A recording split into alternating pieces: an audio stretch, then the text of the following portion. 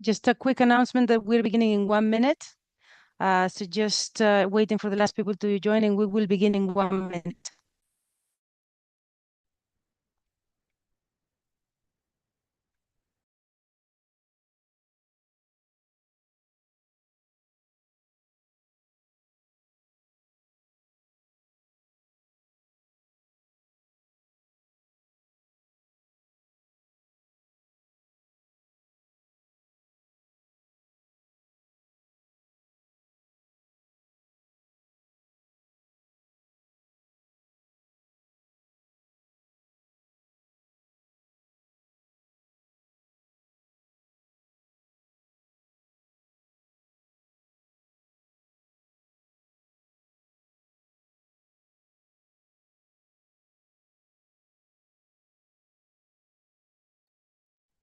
Good morning, good afternoon, good evening, ladies and gentlemen, everyone who's joined us today.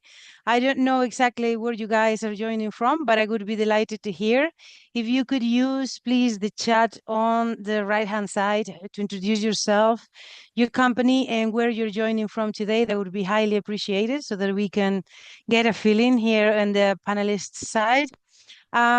I welcome you to this online session in which we're going to be talking about a very important problem indeed, and an important issue, which is financing renewable microgrids in Africa.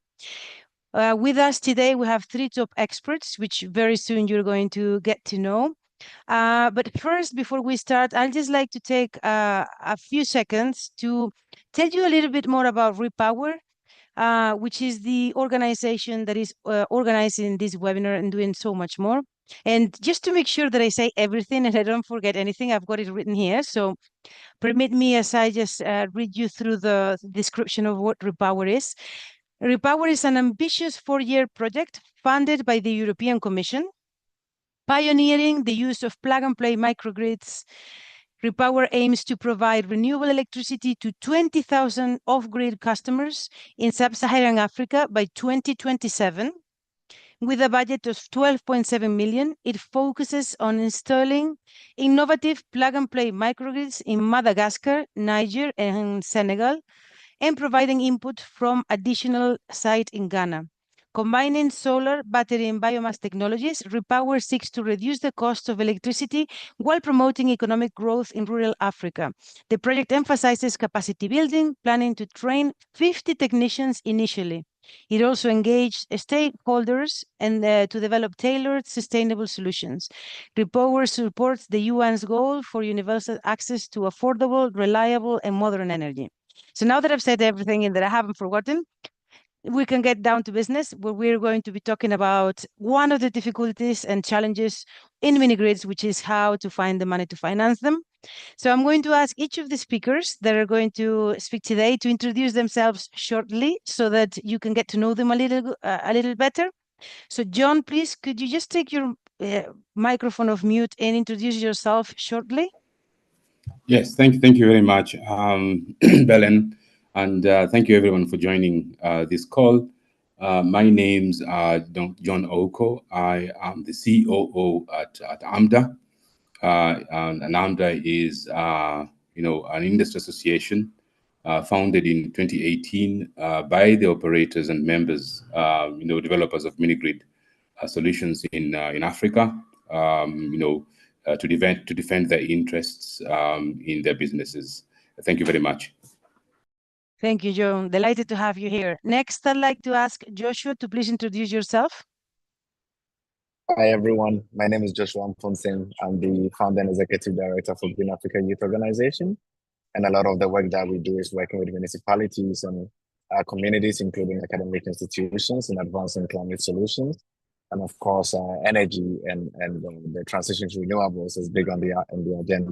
And we are very happy to be partnered with the Repower project. Thank you very much. Thank you very much, Joshua. And of course, we have also Wolfgang. Wolfgang, please see if you can introduce yourself. Yes, thank you very much, Belen. Thank you very much for having me here. My name is Wolfgang Rams. I'm co-founder and CEO of Africa Green Tech. Africa Green Tech was founded in 2015. We started with mini grids in Mali.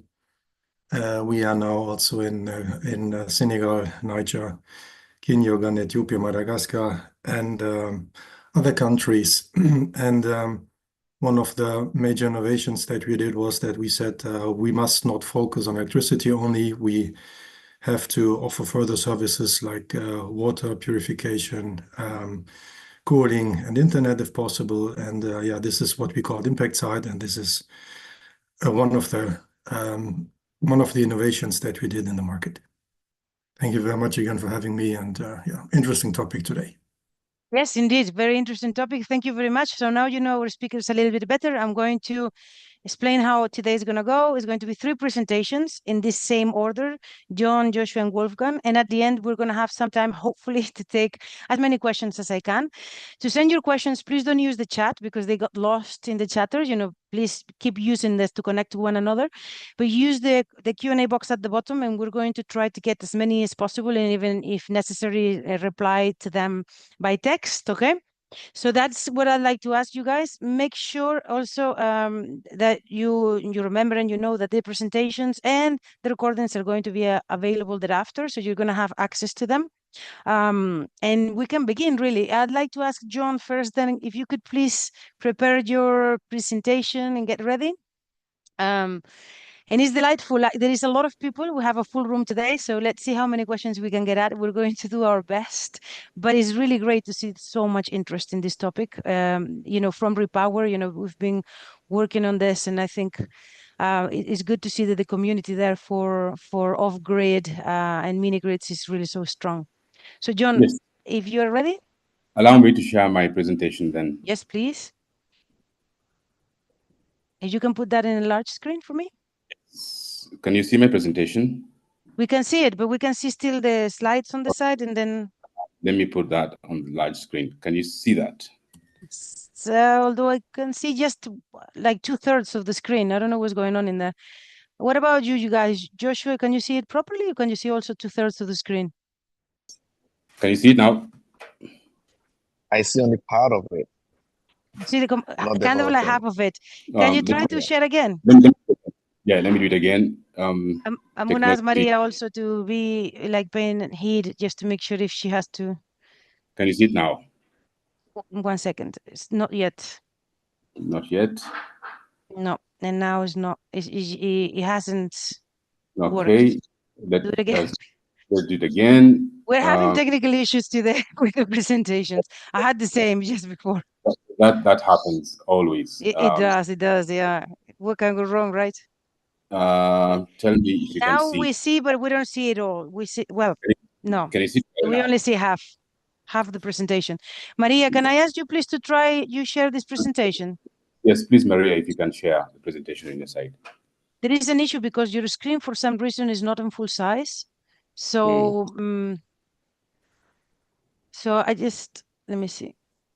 Perfect. Okay, can you put that in large screen? Okay, there we go. So you're going to have to tell Maria when you want it to change, okay? Go ahead. Excellent. So once again, thank you all for, I think I've got 10 minutes, right? So let me put my clock. Thanks once again, all of you, for connecting, and just going to do a brief presentation of who we are, AMDA, and then take some questions at the end after the other 2 presentations that we will have today. So please go to the next page. Yes. So like I mentioned before, AMDA is an industry association representing mini grids developers and operators in Africa. And our target, our main aim, is to serve as the consolidated voice for private sector mini grid utility companies in Africa. We support mini grid companies so that they can, develop mini grids to scale and sustainability for the sector to play a major role in universal energy access.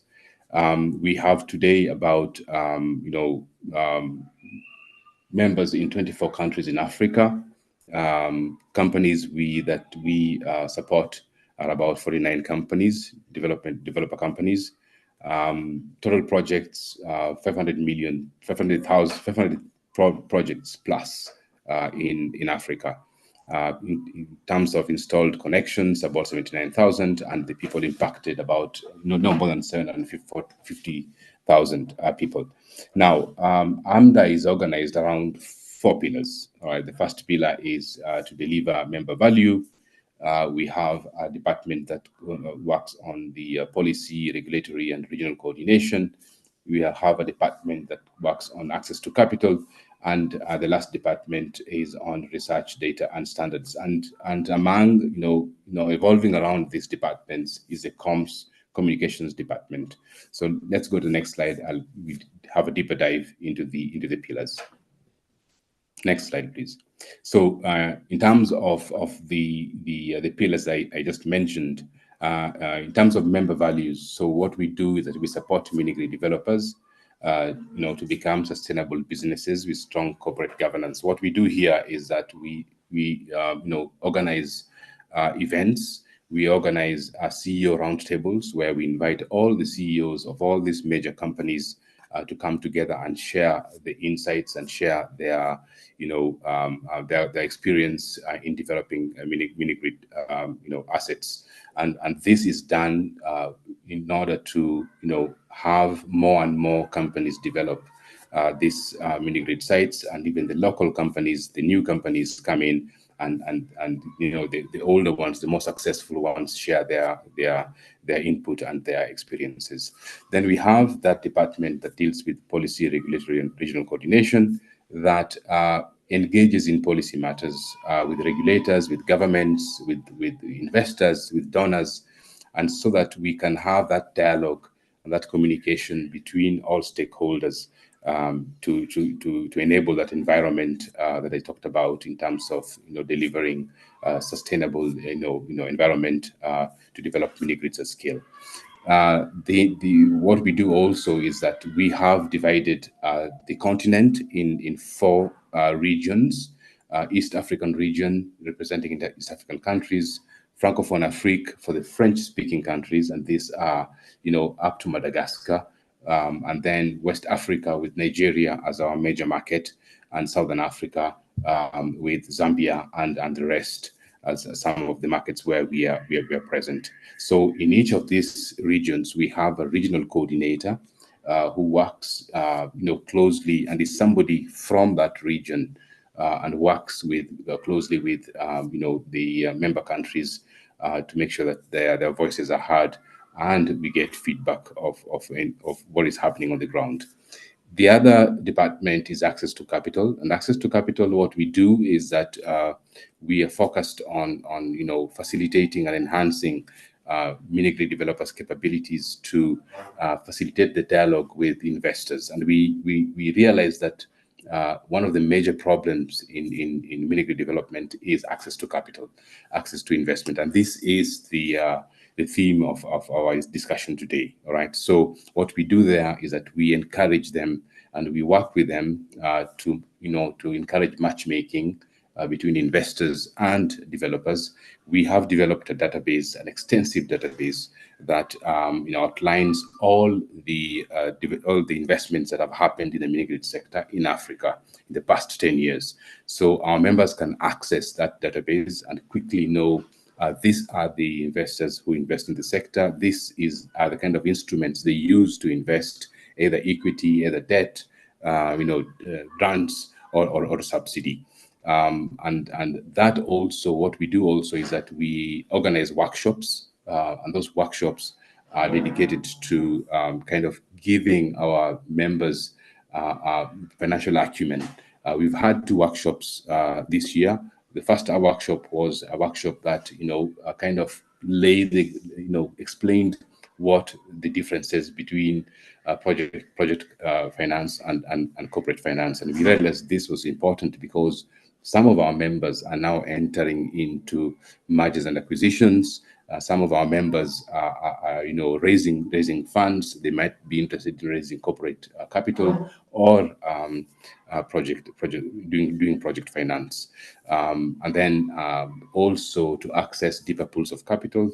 That's also something that we do. We try and lobby governments in order to allow pension funds to enter this space.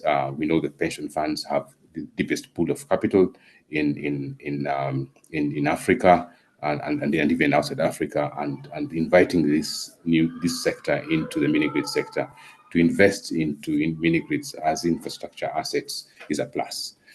Then we have the last but not least department, which is the research, data, and standards. And you note that we've added standards into this department because we think that standardizing, the sector to promote sustainable development of mini grids is also important. We've noticed that, many investors speak in their own language, have their own templates. Donors have their own templates, so our developers end up spending a lot of time responding to each and every developer in different types of templates. So what we do here is that we try and standardize all those into templates that everybody can use and satisfy all the donors and investors. We also believe that data is important, and it is one of the the focal points of AMDA, where we want decisions that are based on evidence and real-time data.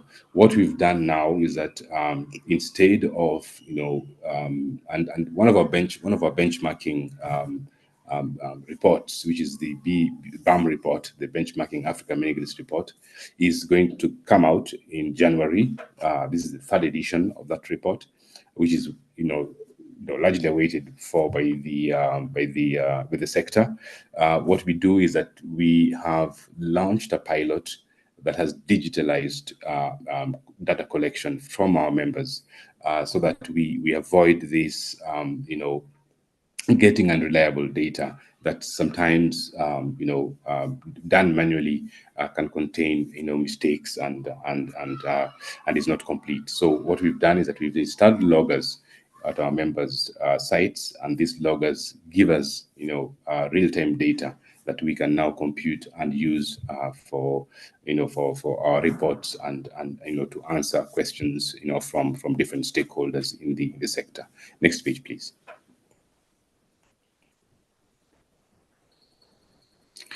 This is just to show you the scope of membership of AMDA in Africa. Like I mentioned, the regions, Eastern Africa, Southern Africa. Next page, please. Western Africa and what we call the central part of Africa, now changed into what we call the Francophone Africa. Next page, please. Now, what are the desired outcomes and what is the goal of AMDA? What we noticed back in 2021 when SDG 7 was launched is that what we realized that was 7.2 billion was invested into the sector, and what we needed in order to achieve the SDG 7 goal is about 91 billion of investments. In terms of mini grids developed, there was 3,714 in 2021, and we needed to reach that 160,000 target that we all mentioned in the sector. In terms of electrifying, people in Kenya, 380 million people need to be electrified. So when we joined AMDA, we came into AMDA, we decided that business as usual cannot continue, and we needed to rethink on how to work with different stakeholders and reach this desired outcome. Next page, please. Yes, so what we did is that we tried to assess the situation in order to develop an action plan, and that was looking at the SDG 7 goals, looking at the gap that was we needed to kind of close and reach that goal. And then we had some results and solutions that I'm going to come into in the next few slides. Thanks.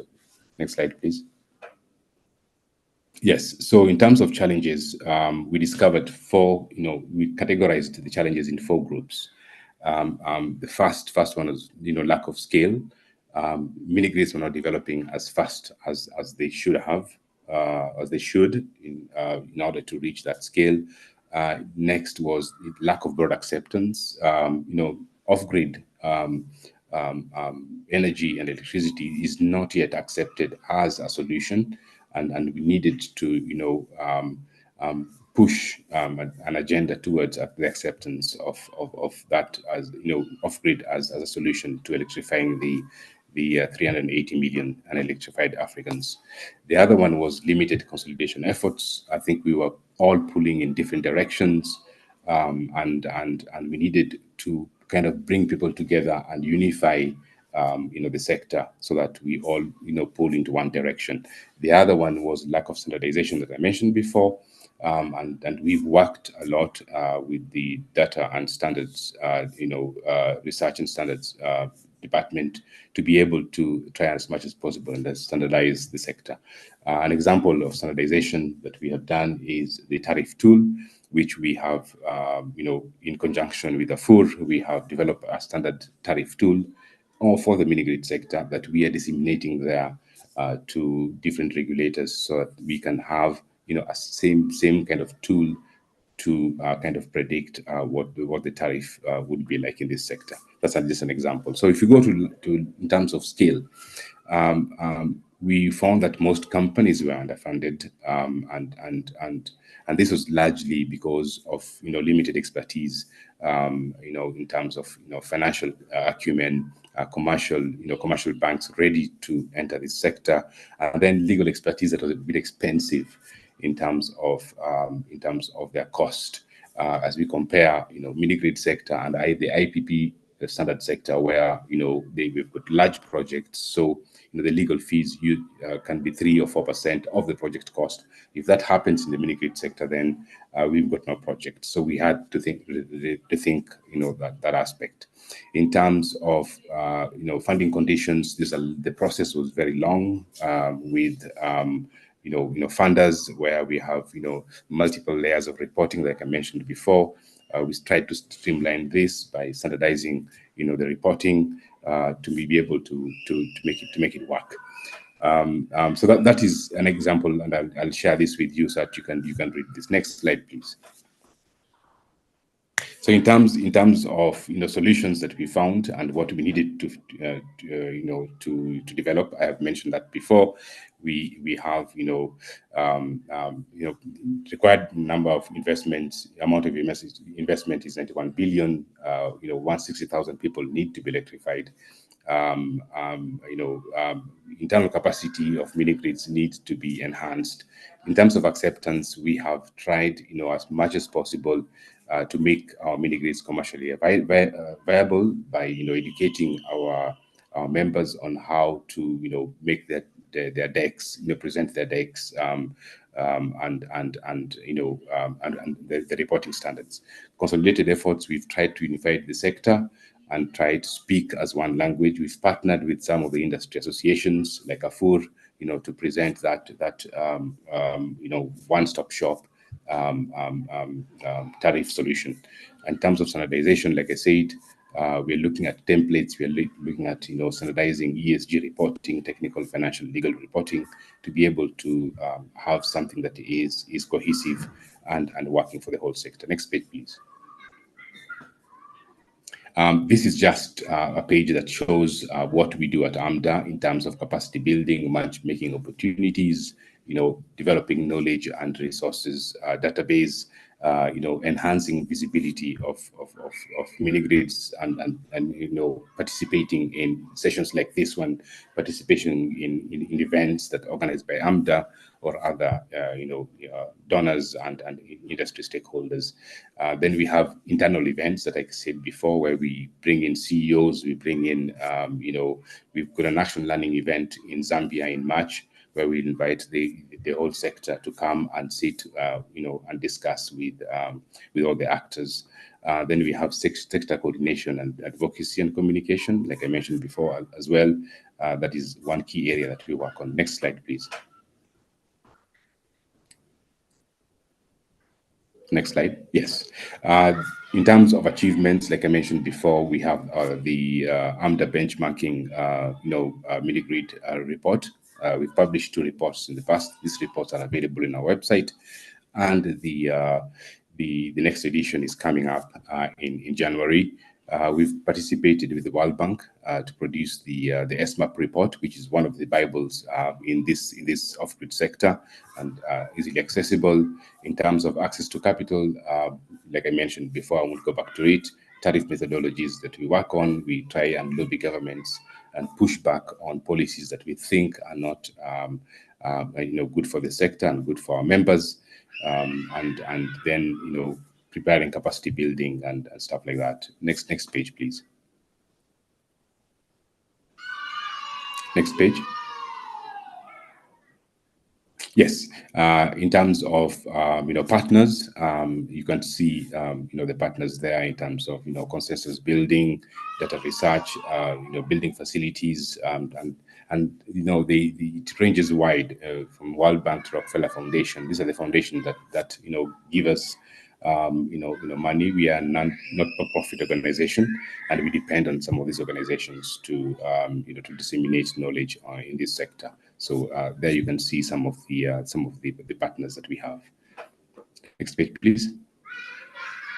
I was just going to say, please finish. Yes, so I'm finishing. So thanks so much for your attention, and ready to answer any questions. What we want to finish with is this this logo that we advocate for. Thinking mini-grids is thinking AMDA. Thank you very much. Thank you very much, John. Very interesting presentations. You do have some questions, so please feel free to start answering them if you like. Next, Joshua, I'm going to ask you to please share your screen. Hopefully this time it works, and because it'll be more comfortable for you, I think. And Wolfgang has disappeared, for hopefully still there. Oh, there we are. Hi. Just to make sure. Okay, you haven't gone anywhere then. So Joshua, are you okay to share your presentation? Oh, there we go. All right, share full screen. Perfect. Great. Can you hear me and see the Yes, slides? you can hear All right, you. We can brilliant. see you. Perfect. Go ahead. Great.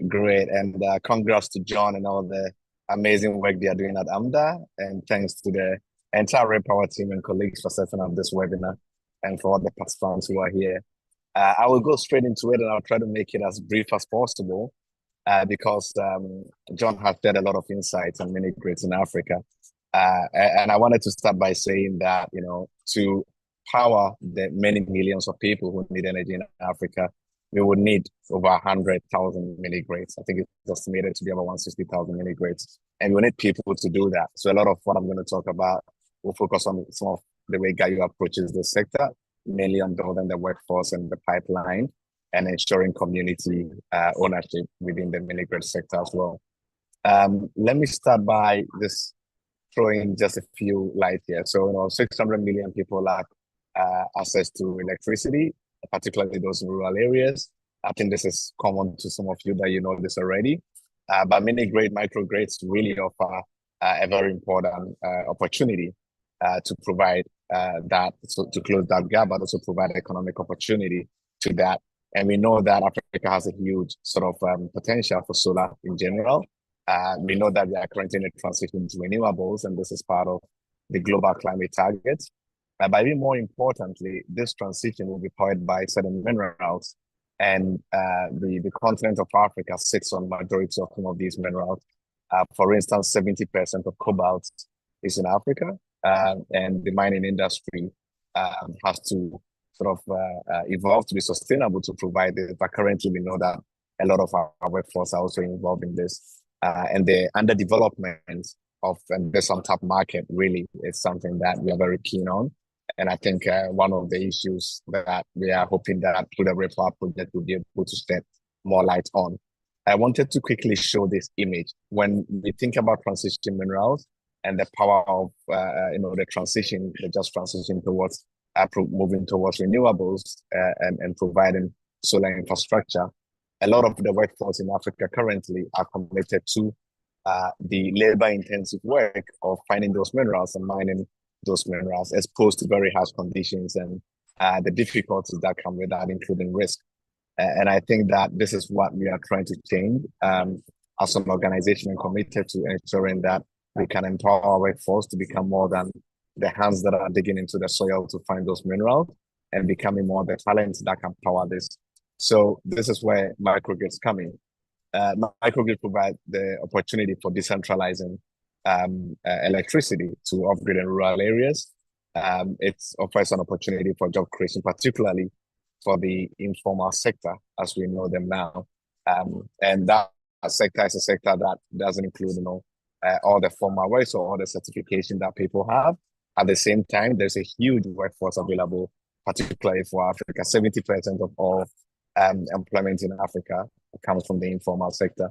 And that is where the opportunity is for workforce development. So that is where we see microgrids really providing that opportunity to provide employment for people, and for people within those local and rural areas to be able to champion their own transition towards microgrids. And then the second point here is empowerment through energy sovereignty, which is ownership, basically, and reliability of power solutions, which currently is missing in many of the contexts when it comes to energy provision in Africa. So even where there is energy access, the reliability of it and the localization of it in terms of ownership is very difficult. And a lot of the energy is also lost because there's not enough decentralization that is happening within the infrastructure that is available currently to enhance energy supply. And then the natural resource aspect, which I talked about earlier. And here the key point being the opportunity for microgrids to bring more fair and equitable funding models to reverse the patterns of unsustainable deployment of minerals, but also the lack of economic opportunities for locals. Because what people need is beyond electricity. We need to power homes, we need to power the electricity. But in addition to that, the real opportunity here is also the job creation, the economic development, and economic independence that these communities are also looking for. So here are some of the ways that we are thinking about bringing this into reality. One of them is low investment in technical education in Africa. So currently the technical and vocational institutions that can build the workforce and talents to allow for microgrid to happen at scale, and also to be able to run these from investment perspective, from deployment perspective. This is currently missing. So we have a lot of either installation and maintenance capacity for people who are trained to do that, but it's really limited to that. A lot of the other expertise that is needed to scale this and to implement a scale is not existing, because the training institutions and technical education around renewables in general is very low. So this is something that we are actively working on, working across a few universities across the continent to introduce new programs, new courses, and new training mechanisms that allow to build that workforce and make them available to be able to deploy. The second part is of course, the CapEx, which is the capital expenditure that is associated with this work, and how that makes it very difficult for some of the local entrepreneurs who are already in this field to really be able to champion microgrids. And there's a very important need to start looking at different different financing mechanisms that would allow for those expenses to be covered, and put it also in a very sustainable model that they can run those programs, but also the affordability for low-income households to be able to take that. And then that directly relates to affordability, which is a big part of the conversation here. And the opportunity for microgrids is to be able to provide that at prices where low-income houses can afford it, but also the businesses, and particularly small and medium enterprises who play a very major role in microgrids on the continent, can still be in business and deploying this, have the workforce to do it, but also have a sustainable financial model that can keep prices at very competitive rates, allowing households to offer that. But all of the things I've said, it's all can pivot based on the enabling policies that can be developed through different private-public partnerships to ensure that they can actually last and they can be sustained over the long term. So we've had examples where microgrids have been implemented in certain parts of the continent, but then they fail after a few years. And that is because of the lack of policies that can protect the integrity of those projects, ensuring that they can actually last, they can be sustained, and the policies are backing it up to ensure long-term success. So those are some of the challenges that we are seeing, and where Gaio comes in is working with those enterprises, working with those communities, working with the academic institutions, and doing the lobbying and advocacy with the different energy commissions and Ministry of Power and the likes, ensuring that the policy landscape can be very progressive to allow for SMEs to be able to innovate their models and have policies that back them up. And through that, we are having projects training young people within those fields and those SMEs, which are majorly led by young people below the age of 35, doing a lot of microgrid projects, but also supporting existing initiatives at scale and supporting different agreements between countries like Ghana and Switzerland has agreements on Article 6 that allow for carbon trading, which a lot of it sits on energy, and microgrid has a potential there. So working with communities, working with SMEs to get the right licensing and the right policy support to ensure that they can deploy those solutions to households, and the households can actually afford it, and the infrastructure, the assets can be protected in a way that makes sense economically and also make it viable over a very long term.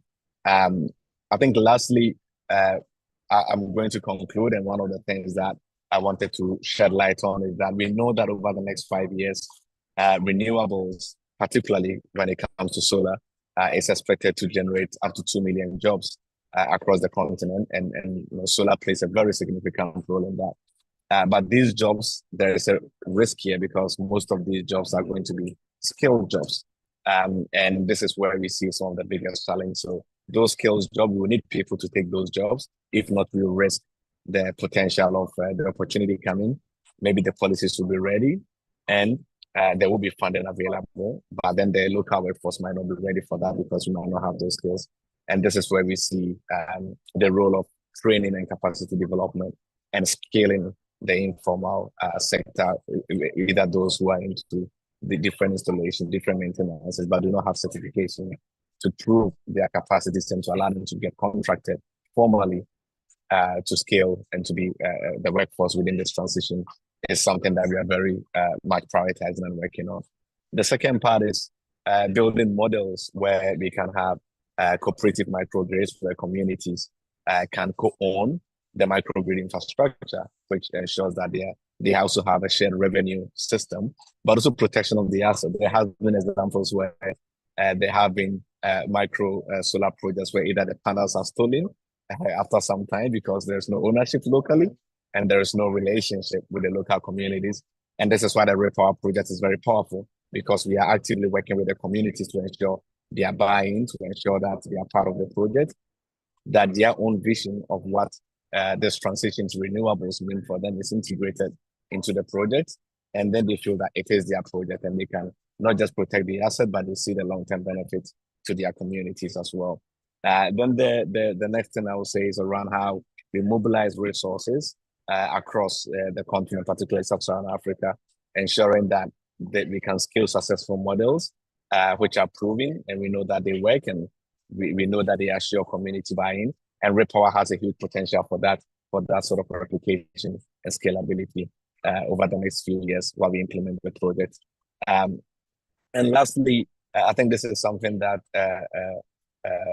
Dr. Wolfgang mentioned. I think one of the most important things is not looking at these projects from the sort of energy provision perspective or the climate targets perspective, but really about the social benefits to people. And this is very important to us. Without that, we would have failed if we just provide electricity to people, but there are no social benefits. So one of our main roles also in the Repower project and other projects that we are involved in our work is ensuring that the social benefits are secured and the institutions deploying the energy do not lose track of that, but they really ensure that those benefits are there for people. As a youth-led organization, a lot of our mandate is ensuring that there's youth inclusion and youth leadership across the just transition era which we are in now, and other transitions like circular transition as well. And part of that is really empowering the youth movement and communities to be able to find their voice, ensure that they are included, but provide enabling environments where they can be really part of the implementation. Thank you very much. And yeah, really happy to be part of this, and we'll be happy to connect with anyone. Thanks. Thank you very much, Joshua, for this presentation and the detail into it. You can also join, check out the questions and start answering them if you like, because we have quite a few. We're not going to have the time to go into all of them. So if you can do a few of them, and John, also, if you're listening, you're hearing me, please answer some of them. And Wolfgang, and now is your presentation. So if you could please share your screen. I think we'll have some time, but my guess is it's not going to be a lot. So if we can like preempt some of the questions. A lot of the questions that there are very valid questions of how do I manage, if I'm a smaller company, that sort of thing. So really interesting questions, I think, too. All right. So you want me to share my screen now? Yes, please. All right. This one.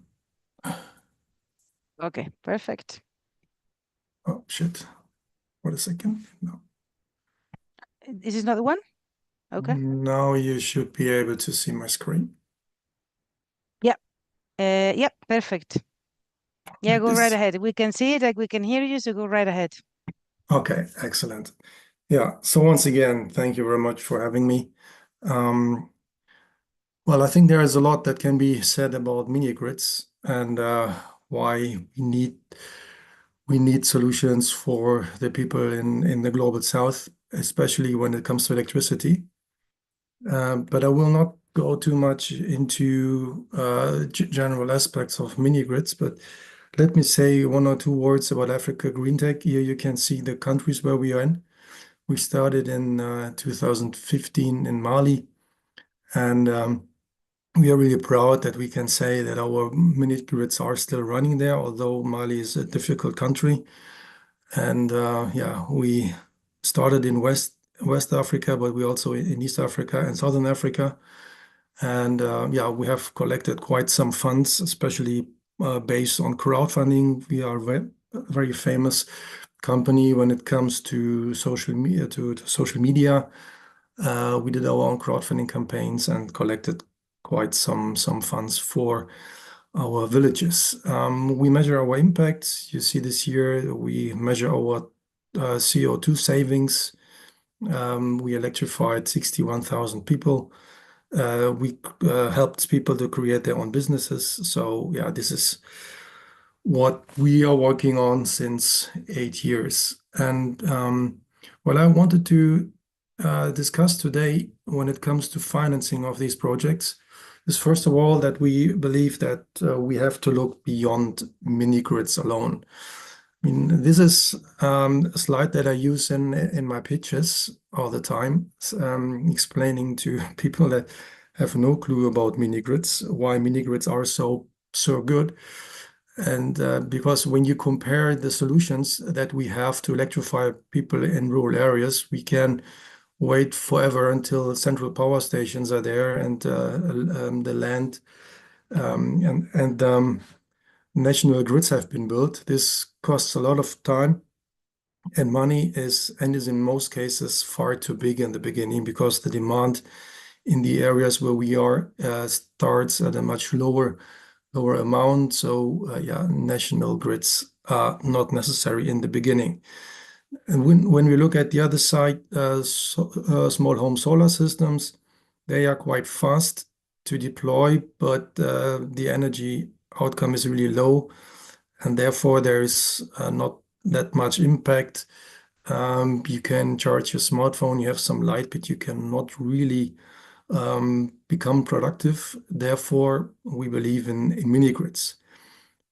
Because here you have the combination of both. You are fast and you can provide energy for productive use. But there's one thing missing, one piece, which we have in our portfolio, which is a nanogrid solution that comes with AC and can therefore be integrated into the mini grid, which is a partner of ours called PowerBlocks. And this for us is an important aspect, and it shows that we must not focus ourselves on one solution, which is a mini grid, but we have to combine the different technologies. And if you see it here, depending on the density of the population, different solutions make more or less sense. In big cities, of course, you can cover the areas with national grid extensions. Then where houses are, houses are more or less dense, you can do it with mini grids. But there is a space for, let me show it here on the side here, there's space for nanogrids, and there is space for solar home systems and pico systems. And yeah, what I want to say is that we have to understand these dependencies, and we need to combine the different technologies, which also includes partnerships with different companies, different solutions and everything.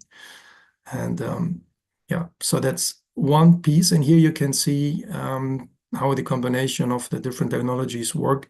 We have here, this is an area in Zambia. There are some villages that are quite dense. Here, a mini grid is a perfect solution, but there are even houses that are far away. And here we use a nanogrid solution. And then when this all grows together, they can be integrated into one another, because the nanogrid solution we have is an AC-based solution that can be combined. The other aspect that I mentioned already in my short intro is that we do not just believe in the combination of technologies or products, solutions, but also in different services. In 2020, we won several awards for our concept that we called Impact Site, which says that it's not enough to bring electricity to a village, but we have to look also on the applications that sit on top of electricity. First of all, this creates more revenue, but on the other side, it creates more income for the people. And just to give an example here, we have here our mini grid that comes with the grid and smart meters, but we also have a water purification system. We have a cooling system. We even have a bakery here. And by combining those things, this all creates further income, and which then comes back to us because people have more money to consume more electricity. They can also keep their harvest fresh longer thanks to our cooling solution. Because they have electricity in the village, they can do more food processing in the village, and they don't have to sell just their goods. So we believe very much in the education of these kind of services in order to make more money out of this. So this is about the services. And now when it comes to financing, it's even another story. We say that we can split our target groups into 4 different groups, or the whole audience into 4 groups. And based on this, we need different funding sources. Let's start with the consumers here. On that side, the consumers, they require 1 to maybe 5 kilowatt hours a month, which is not much, and therefore it's almost impossible to finance this with private funds. And but this is something that is really helping people and has a huge social impact. Therefore, this can be covered by donations, sponsorships, or result-based finance programs. There are also tenders out there, or even grants, but we say this target group cannot be addressed by private funds alone. And then we have the second group, the public facilities like hospitals, schools. There's also a lot of funding out there when it comes to subsidies and grants. There are tenders out there. So that's also not a space where we as an operator would invest. But then here, the third target group are the very small enterprises, and the small enterprises are the small little or the people that have like welders or carpenters or those guys or farmers, they use the energy to earn money, and for them it's really affordable to pay for the systems. And this can be combined with microfinance or local banks, because there is value creation involved, included, and this can be used to pay back the systems. And the fourth group, here we are talking about industry, large and medium enterprises. There is a lot of money here. This can be financed with private funds, because there are factories or mines or farms. They earn money today by burning diesel, by burning fossil fuels. And if we turn them into solar sites, they earn even more money. And therefore, this is pure business, and this is what we finance based on private funds and private investors. So what I'm saying is, each target group requires different financing, but the synergies are now in the combination of the things. Due to the fact that we have people in our villages, they can do more than just supporting one target group. So we believe in being locally present and then addressing the different target groups all together in one specific area. And this is what we are pushing very much. And and then based on this, you have the chance to offer every investor what they want, specifically by combining the target groups. Well, that was what I wanted to share with you in this round. If you have further questions, here you see my contact details. So just let me know, and thank you very much for listening. Thank you very much, Wolfgang. I'm going to ask John to please come back if you may. And I see that some of your questions have been answered. Can I ask, before we start, and I hope, John, I cannot see you. Please switch on the camera. Okay. Yes. So can I ask, if we are to compare, this is a question of my own first, before we begin with the questions. If we compare sort of like 10 years ago, 15 years ago, trying to finance a mini grid versus now, is it better, worse, easier, harder, and do I have sources of financing that are like a bit more approachable, if you like? A lot of the questions here about, I have a small firm, how can I raise the financing? So what can you tell me about that? Are things becoming easier or harder? And how do we make that better? Yeah, I think they're becoming easier and better, right? Because mini grids are being more and more accepted now as a solution, right? And we have more and more players in the market. In the beginning, probably there were very few players. Probably 10 years ago, very few players in the market, and it was a niche kind of sector. It is becoming more and more, widely known, and you have more and more organizations, bringing in, projects and programs, subsidy programs to help,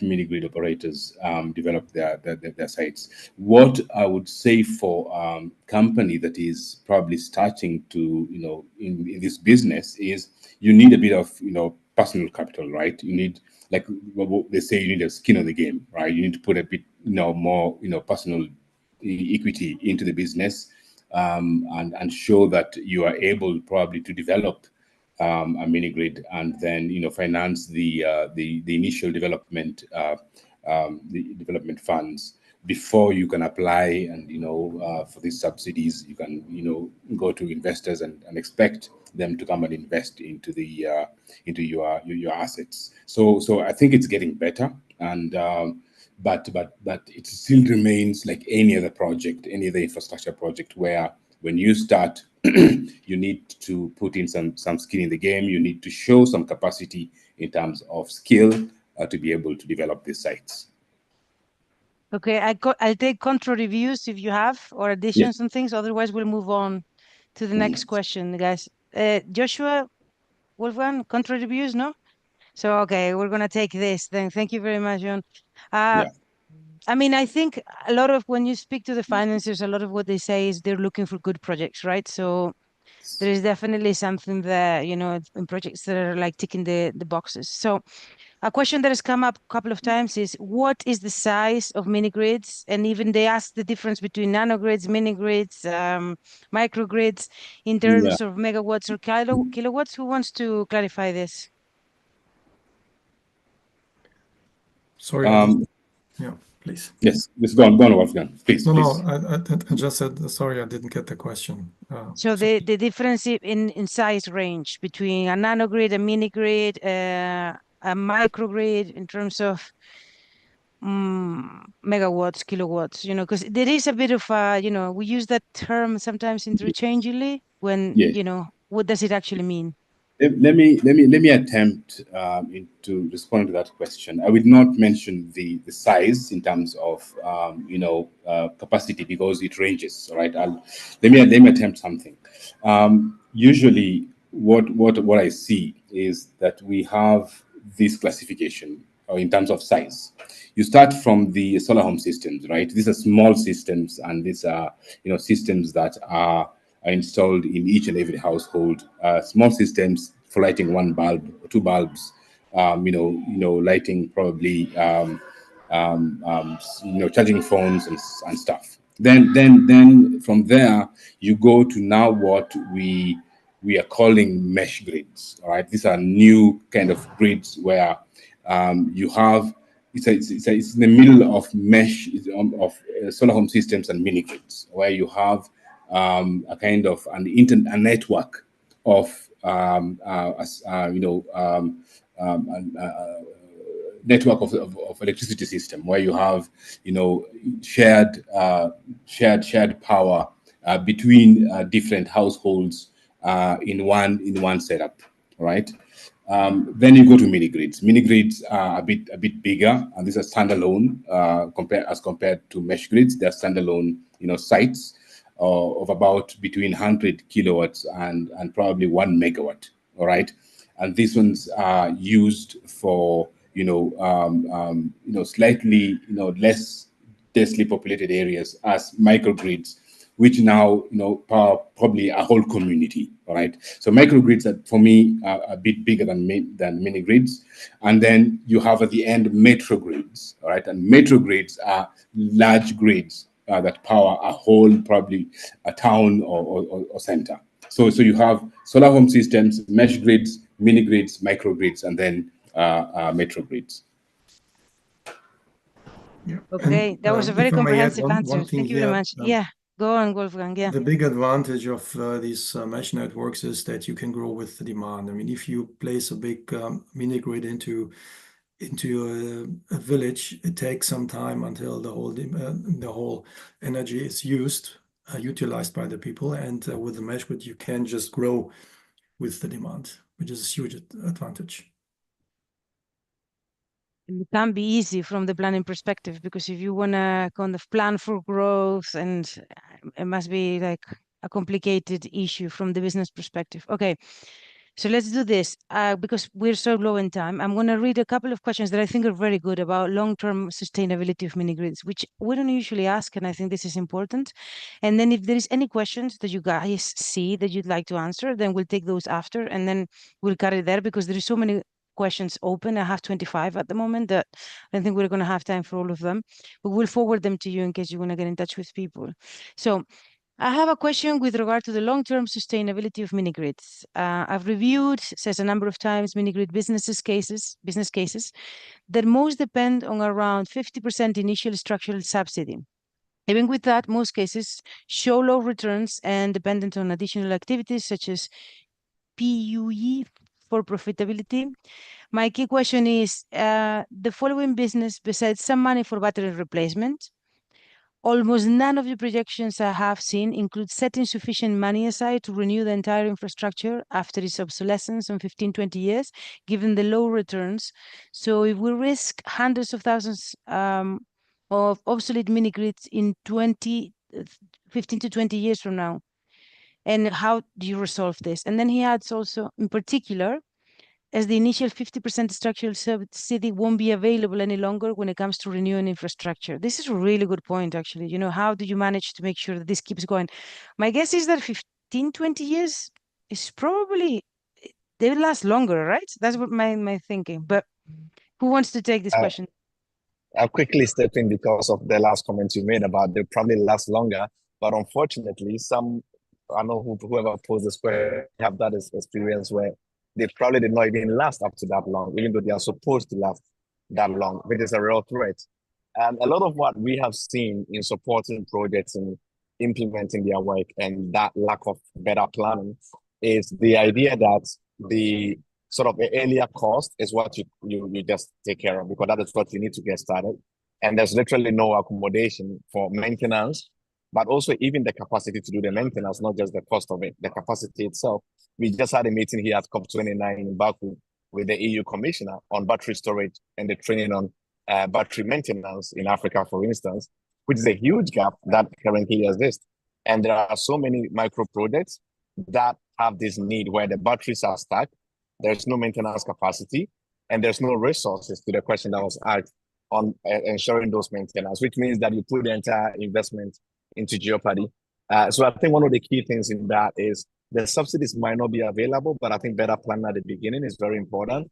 I think we have a great opportunity in the next few years to have more subsidies being available because of some of the policies that the International Finance Corporation, the AFDB are talking about to make it possible to have some of these upfront subsidies. But better planning will be needed in the project development. And I think that institutions and companies that have done this in a very long time can really help other project developers in how do you quantify those costs and make it part of the initial assessment of what requests you make and what sort of subsidies are needed at the beginning. Because currently that is not being done because of the desire to already get into implementation, only to jeopardize an entire investment in a very short run. So that will be one of the few things that I'll say at the beginning.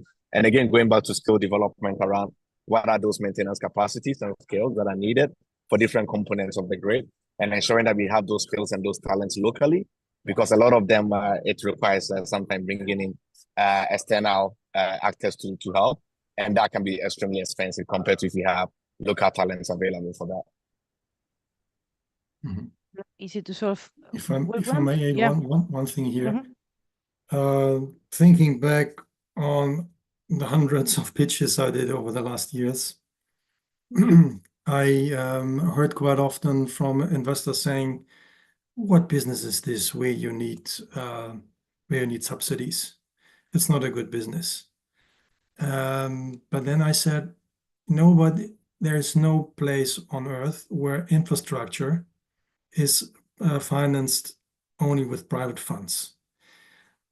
So when it comes to infrastructure financing, you need the support of the public, and I also say we are a company. We are not there to finance the whole infrastructure in Africa. There is money there. There is money for weapons. There is money for other bullshit. There should be money for this also, and we are a company that does it. But it's nothing that only private investors can do alone. Yeah. Therefore, some grants or some subsidies are okay. No, they are even necessary, and we can expect them to get them. Yeah, it's not on infrastructure. Oil and gas has so many subsidies. It's the most subsidized industry on earth. Exactly. And every country is putting so much money making it affordable. It's insane. So just to take that away and give it to something that is more sustainable over time. Exactly. Sorry, John. Yeah, I think Wolfgang, you're right. You're absolutely on point. And if you compare, I'll take it further, right? If you compare, grid versus off grid, right? Yeah. Grid is heavily subsidized, all right, and that is why grid has got that kind of tariff, and they are able to, develop that kind of infrastructure across Africa. So imagining that the private sector or the off-grid sector cannot be subsidized is purely, dreaming. All right, there has to be some level of subsidy.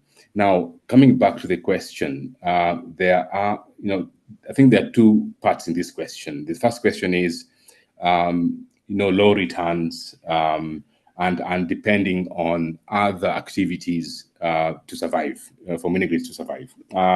Depending on PUE, productive use of energy, depending on C&I, depending on other activities, businesses for it to be profitable. That is probably true. I don't negate that, Lucas. And I think that that is probably true because there has been no sufficient injection of, subsidy capital into the mini grid space. So developers are struggling to make their businesses profitable, and the tariffs therefore are not cost reflective. The other thing I wanted to say on that is that we are seeing some of our developers kind of diversifying their investments and our businesses and adopting, PUE, productive use of energy, and other businesses like the commercial and industrial, which then secure the business and attract equity investors who probably are not the type that are philanthropic, kind of investors, but investors that expect return.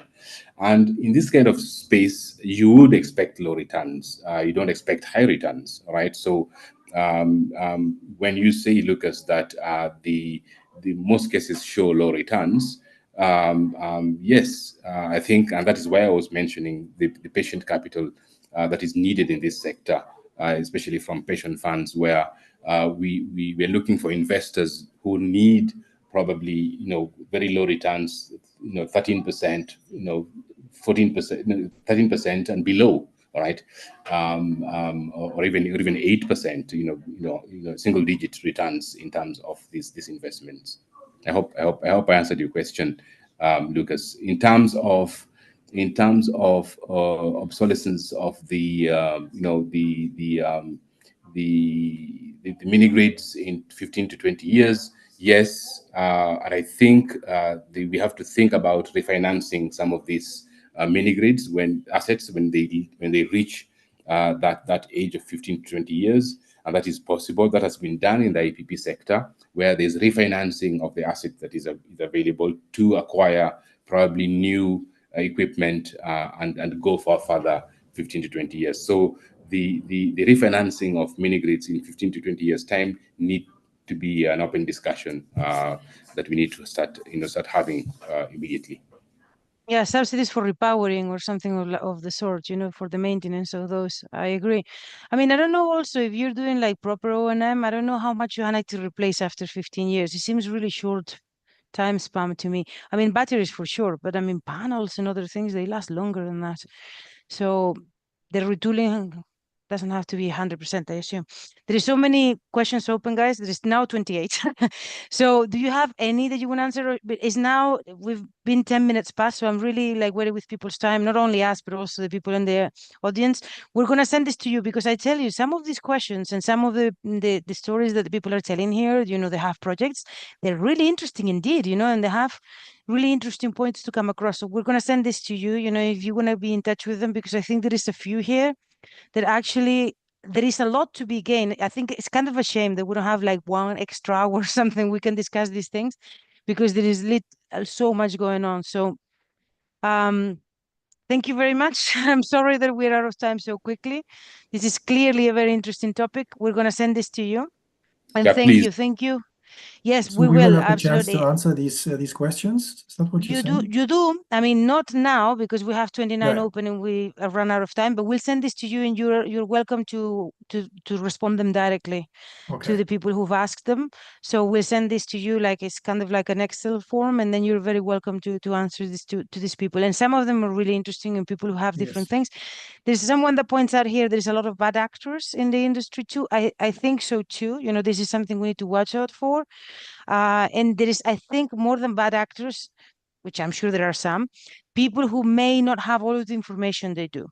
So, and it's a shame, that if we have people that are willing to go in this direction and they're willing to do the work, there is no way of just, helping these communities and these people along. So hopefully, with AMDA and Gaia and all of the things that you guys are doing, we're kind of moving in the right direction. So we'll see you in the next webinar, because we're going to have a lot more about this. This is just the beginning of the conversation. Thank you very much, John. Thank you very much, Joshua. And thank you very much, Wolfgang. And thank you very much for all of you who are there. I'm sorry that an hour is really not a lot of time, but I'm hoping that we'll see you again in a few, in a few weeks' time. We'll have another one. So thank you very much, and see you next time. Thank you. Thank you.